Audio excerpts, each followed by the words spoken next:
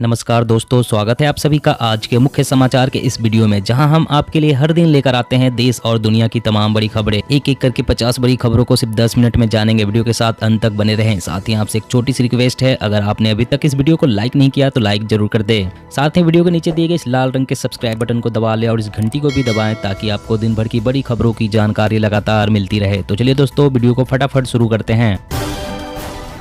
Corona से निपटने के लिए जिला स्तर पर बनेगी कमेटी, डॉक्टर, पुलिस और अन्य अधिकारी होंगे शामिल, मनसुख मंडाविया का निर्देश।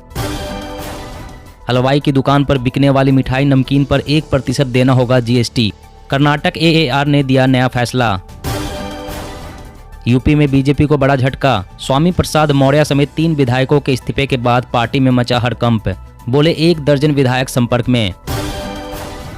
आधार 2.0 पर बहुत तेजी से हो रहा है काम, जरूरत के हिसाब से आंशिक सत्यापन की मिलेगी सुविधा।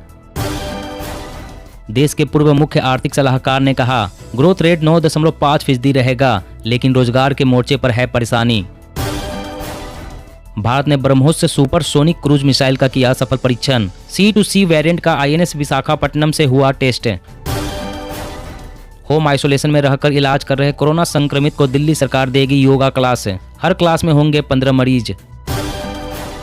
एयर कंडीशनर का इस्तेमाल करने वालों को नहीं मिल सकती बिजली सब्सिडी, सरकार ने दिए संकेत। उत्तराखंड में हरीश रावत की बेटी के साथ ही 14 नेताओं के लिए महिला कांग्रेस ने मांगे टिकट, यूपी का फॉर्मूला लागू करने की मांग।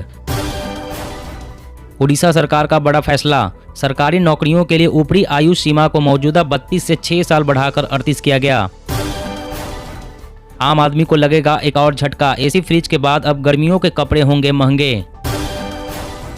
विधानसभा चुनाव के कारण अब मार्च के बाद होगी यूपी बोर्ड की परीक्षाएं, फरवरी में प्रैक्टिकल एग्जाम होने की संभावना।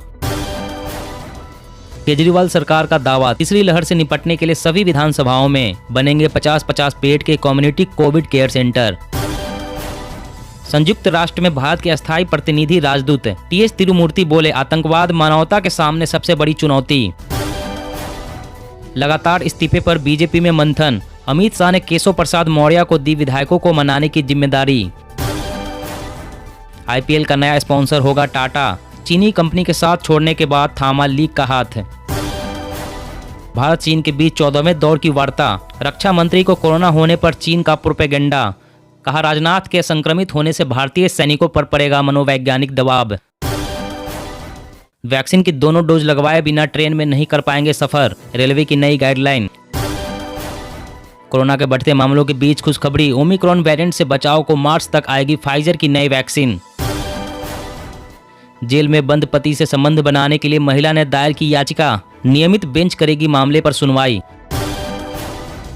हरियाणा सरकार ने सब्जी और फल विक्रेताओं को दी बड़ी राहत, मंडी में अब नहीं देना पड़ेगा बाजार शुल्क। कोरोना वायरस की रफ्तार बढ़ने से छत्तीसगढ़ सरकार हुई सतर्क, राज्य सरकार के कर्मचारियों को वर्क फ्रॉम होम का आदेश। यूनेस्को की वेबसाइट पर हिंदी में प्रकाशित होगा भारतीय धरोहर स्थलों का विवरण।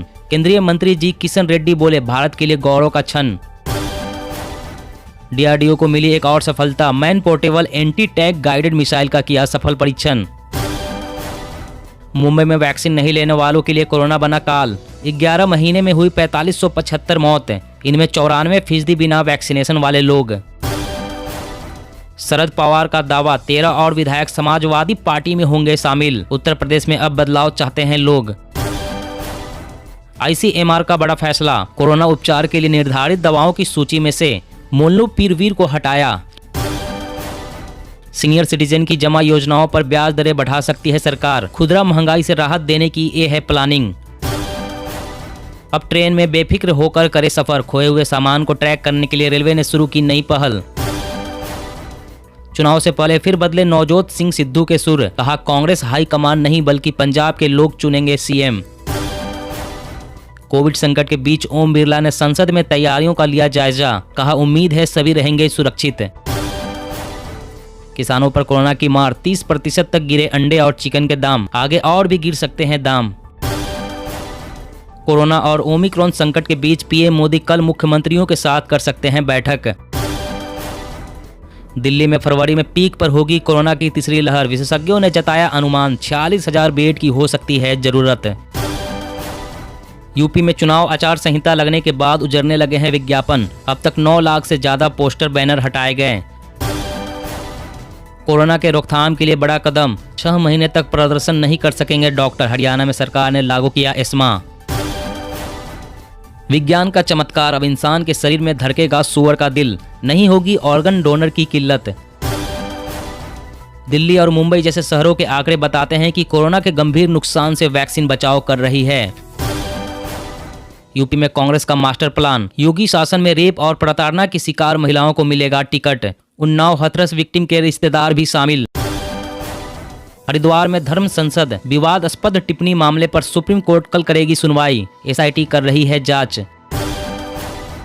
कर्नाटक में बढ़ते कोरोना के चलते अतिरिक्त प्रतिबंध, रैली धरना प्रदर्शन पर बैन, शादी में मेहमानों की संख्या सीमित।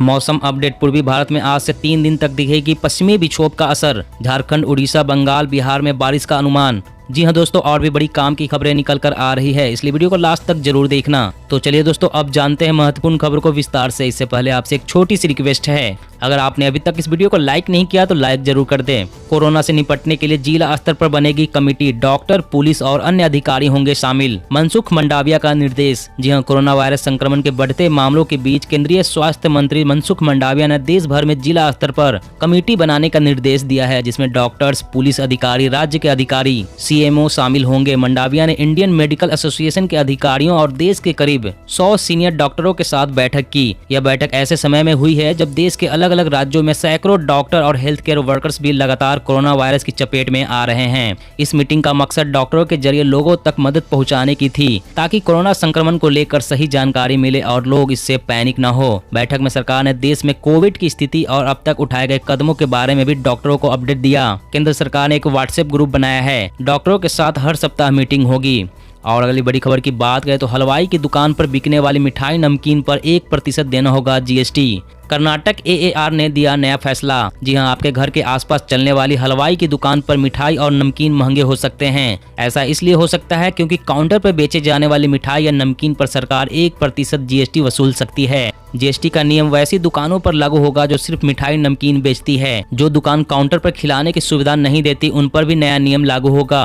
Karnataka authority of advance ruling यानी कि एएआर ने इसका आदेश दिया है। कर्नाटक एएआर ने अपने आदेश में कहा है कि वैसे दुकानदार जो मिठाई नमकीन बनाते हैं और अपने काउंटर पर बेचते हैं लेकिन खाने की सुविधा नहीं देते, उन्हें 1% जीएसटी देना होगा। और अगली बड़ी खबर की बात करें तो कोरोना के बढ़ते मामलों के बीच एक खुशखबरी, ओमिक्रॉन वेरिएंट से बचाव को मार्च तक आएगी फाइजर की नई वैक्सीन। जी हाँ, कोरोना वायरस के लगातार सामने आ रहे वेरिएंट को देखते हुए वैक्सीन बनाने वाली कंपनी फाइजर ने एक बड़ा ऐलान किया है। फाइजर इंक के चीफ एग्जीक्यूटिव का कहना है कि कंपनी कोरोना वायरस के नए वेरिएंट ओमिक्रॉन को देखते हुए अपनी वैक्सीन को रीडिजाइन कर रही है। कंपनी को उम्मीद है कि नई वैक्सीन इस नए वेरिएंट पर कारगर साबित होगी। चीफ के मुताबिक इस वर्ष मार्च तक ये नई वैक्सीन लॉन्च कर दी जाएगी। बता दें कि महामारी शुरू होने के बाद से अमेरिका में लगातार कोरोना के रिकॉर्ड टूट रहे हैं। जानकारी के मुताबिक फाइजर के अलावा इस काम में उनकी सहयोगी कंपनी बायोएनटेक एसई भी लगी हुई है। दोनों कंपनियां एक ऐसी वैक्सीन को विकसित करने में लगी है जो ओमिक्रॉन वेरिएंट पर पूरी तरह से कारगर हो। और अगली बड़ी खबर की बात करें तो अब ट्रेन में बेफिक्र होकर करे सफर। खोए हुए सामान को ट्रैक करने के लिए रेलवे ने शुरू की नई पहल।